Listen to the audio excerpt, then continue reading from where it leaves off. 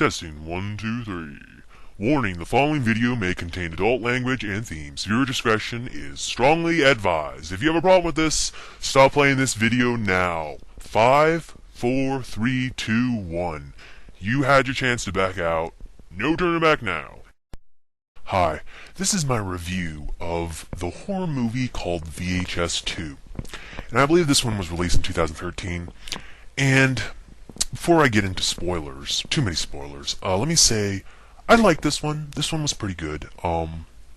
It's about the same as the first one. In fact, it's almost like a carbon copy of the first one. I think I liked the first one a little bit more, but they're both pretty much the same though. The same in quality. It's pretty much the same premise. I'm gonna get into spoilers here. It's basically it's basically structured the same way. You know, there's one long story, and of these characters that basically watch VHS movies, VHS shorts. It's the same structure, except this time it's a guy and a girl.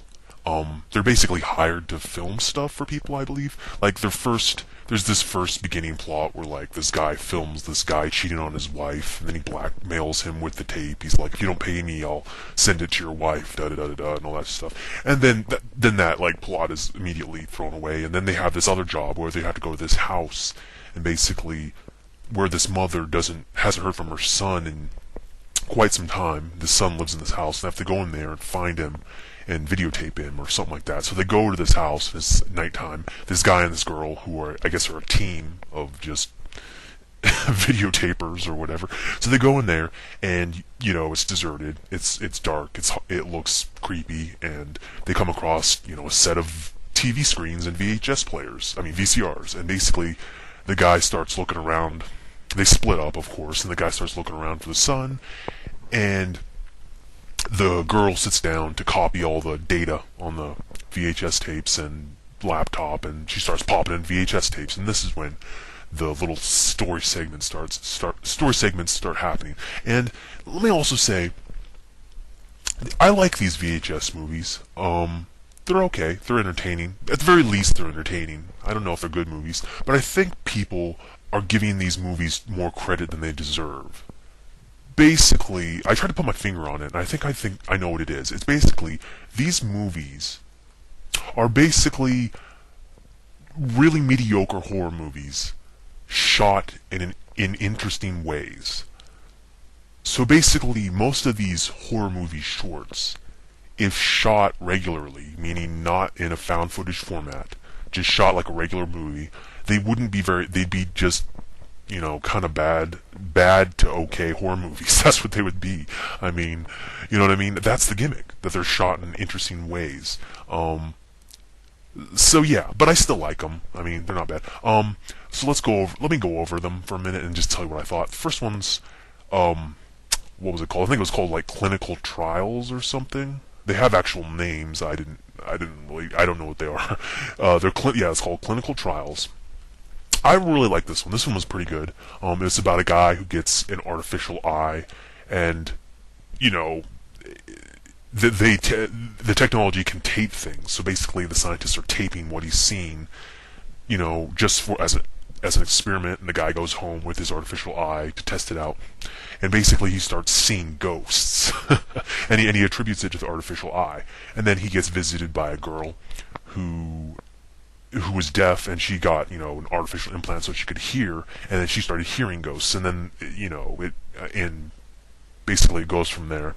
And while I liked this one, there was an aspect I didn't like about it, and that was that I don't think that kind of technology exists, where you have an artificial eye, let alone being able to tape through an artificial eye. You know what I mean? To tape video through an artificial eye. I don't know. Clue me in. Maybe that does exist, but that seemed a little too out there. Like, it seems sci-fi-ish, and from what I remember of VHS 1, there wasn't much sci-fi-ish elements. There was the paranormal elements, but that's because it's a horror movie. There weren't sci-fi elements, I was waiting for, like, a character to break out, like, a plasma rifle or something. You know what I mean? It's supposed to take place other than the supernatural horror elements, it's supposed to take place in modern times, you know what I mean? So when you introduce something like that, that's so sci-fi-ish, it kind of spoiled it for me. I don't know, clue me in, I may be completely wrong. But yeah, it was that segment was pretty good. I'm not going to spoil it for you. I'm not going to go into details, but I like that one. That was one of my favorites of this one. The next one was like, what was it called? I can't remember what it was called. It was called A Ride in the Park. And it's basically about this guy who's bicycling around in a park, and he has a camera on top of his helmet, so he's like basically a cyclist. I don't know what you call it, like a really hardcore mountain biker, and he just videotapes it all, which is probably cool to watch later. So that's their excuse for being able to have a found footage of it all. Basically, he comes across zombies and he gets bitten, and he turns into a zombie. And basically, it's basically almost like a first-person shot of like a zombie movie. He runs amok, he attacks like some other people, turns them into zombies. They attack like a birthday party, and finally he blows his own brains out because I don't know, he has some of his own awareness left, and he got a call from his girlfriend, and he realized that he's a zombie and he couldn't take it anymore, and he just kills himself. So yeah, this is like it's a bad zombie movie shot in first-person view, basically. And like I said, if it weren't shot in that interesting way, it wouldn't be that good. It'd probably be pretty bad. But it was interesting. I liked the way it was shot. I liked that one. That one was pretty good. The next one, what was the next one called? It's called Safe Haven. Now, out of all of these, this is probably the one I like the least. This is basically about a camera crew. So already they have an excuse for showing footage, for having found footage, because it's a camera crew going in. It's all in the point of view of this camera crew's cameras, who go into this cult to document it. And basically, the cult goes through its Kool-Aid drinking phase while they're there. So yeah, basically the reason why I didn't like this one that much is because it was like they were trying too hard. Basically, they like bust out everything in this segment. They bust out zombies. They bust out suicide, mass suicide, like a Manson cult. They bust out demon childbirth. They break out like a demon like goat devil. They break out like everything in this segment. You know what I mean? It's just like they're trying way too hard in this segment. Like I don't know. It's like it went way over the top with what it was trying to do, and it was just like I don't know. I didn't like it that much. It was like I was waiting for like Freddy Krueger to show up. You know what I mean?